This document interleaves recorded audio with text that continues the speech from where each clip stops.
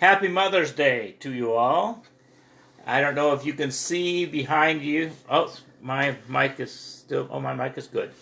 Happy Mother's Day to you all. I don't know if you can see behind me. There's a picture of Gail's mother and my mother over my shoulder. And I know all of us, whether our mothers are present with us in this world or not, they are always kind of looking over our shoulders. Today, the ideals of motherhood are celebrated. Yet, not every mother is ideal. Our mothers are all human. What would it be like if mothers were divine? Many cultures around the world have looked to goddesses as archetypes of motherhood. Even the Judeo-Christian tradition, which emphasizes the fatherhood of God, contains elements of the divine mother. The first chapter of Genesis, God, is plural. The Hebrew word Elohim literally means the powers, and it contains both sexes. Elohim said, "Let us create humanity in our own image." So Elohim created humanity, male and female, created they them. And Jesus, in the Gospel of Luke, spoke of God as a mother hen, gathering a brood of chicks. And in the Roman Catholic tradition, Mary is venerated as the Mother of God, even declared to be Queen of Heaven. She is always quiet, pure, and helpful. In Greek mythology, there is Gaia, Mother Earth. She emerged out of the chaos and gave birth to Zeus and protected him from his jealous father. She is the image of nurture and protection. These are two major functions of motherhood. However, she is also the goddess of death. For in the end, all living things return to her.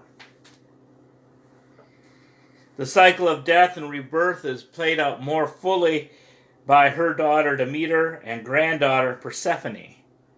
Persephone was captured by Hades and dragged into the underworld.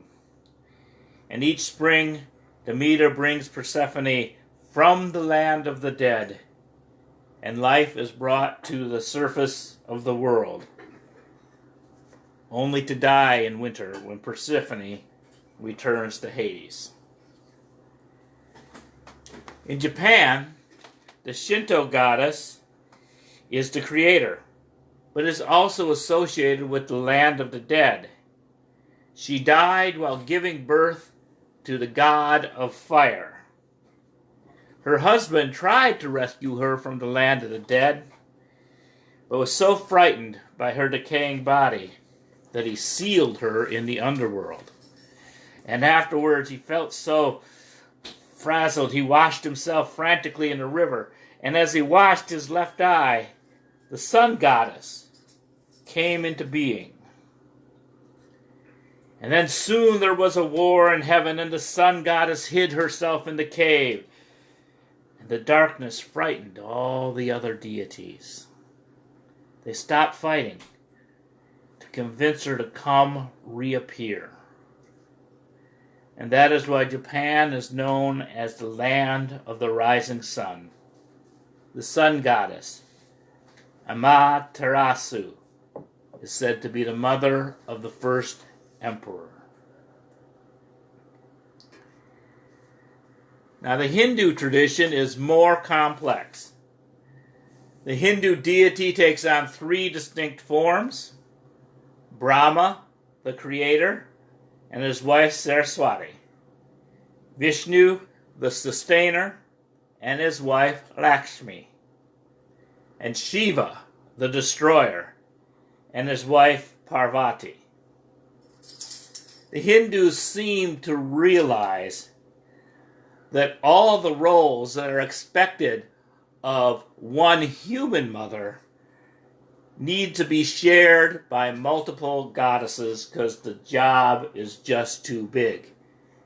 And those multiple goddesses often have multiple arms to help them get the task done. Saraswati is the goddess of music and learning. This is the mother that is automatically expected to homeschool during the COVID-19 crisis. Lakshmi is the benevolent mother. She is the goddess of good fortune. She is also the fertility goddess. She is the one that makes things all better.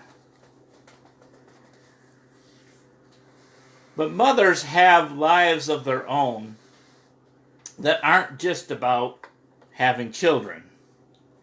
And the mother as independent woman is represented by Parvati. Her husband is Shiva the Destroyer. They are a passionate couple.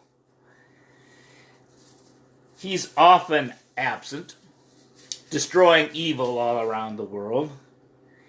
And she is the erotic temptress who got left home with the kids. Once Shiva was gone for a long time, and she wanted to take a bath, and she had her son Ganesha watch the door to stop intruders. Well, Shiva came home, and he'd been gone so long that he didn't recognize his son, and his son didn't recognize his father. And he said, "You can't go in the house." And Shiva, being a destroyer god, chopped off his head. Parvati heard this disturbance and ran out and told Shiva to fix things.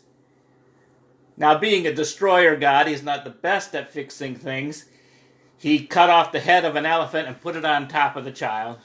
And that's how we got the god Ganesh. But in his defense, he was in a panic because he knew he had a big mistake and his wife was angry. And when Parvati gets mad, she transforms into Durga, the warrior goddess. And when Durga becomes madder, she becomes Kali, out of control rage that rides the tiger, destroying all things in her path. To translate these Hindu myths into the language of the American South, when mama ain't happy, ain't nobody happy. One time, Kali's rage was out of control. After killing a great demon, she couldn't stop killing. Even good things were being destroyed. With her 10 arms, each wielding a weapon, Shiva was unable to stop her by force. So he lay down in her path. And when she stepped on her beloved, she came to her senses. Thus Shiva became the first husband to control his wife by letting her walk all over him. I tell you these stories to illustrate that there are too many expectations of mothers. Not even goddesses are capable of containing them all. A human mother is expected to be a sensual partner, a giver of life, provider of nurture, protector, teacher, bringer of light, sacrificing her own life, exercising righteous rage while remaining quiet and pure. We must remember that our mothers are human. They cannot be expected to live up to all the demands. As children, we must be ready to forgive them. As partners, we must be ready to share the load.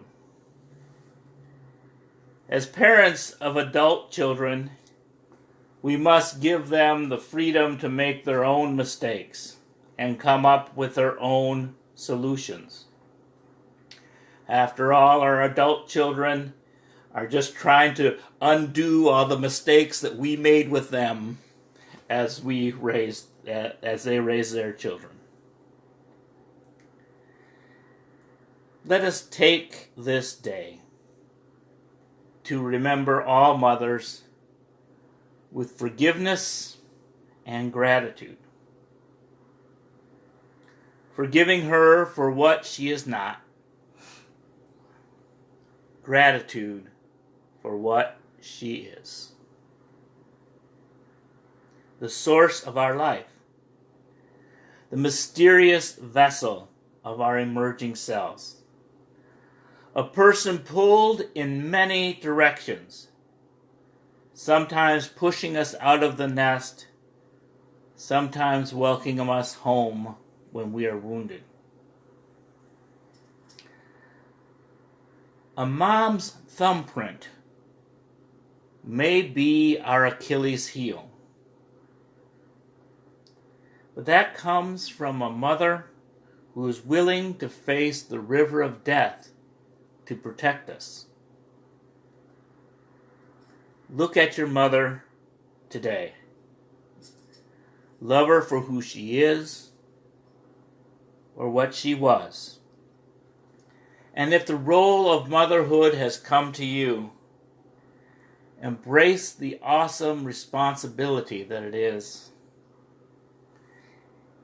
Forgive yourself for not being able to do it all. Even the goddesses need help. Ask and allow others to help you. Praise yourself for continuing the chain of life. Realize the divine nature of being a mother.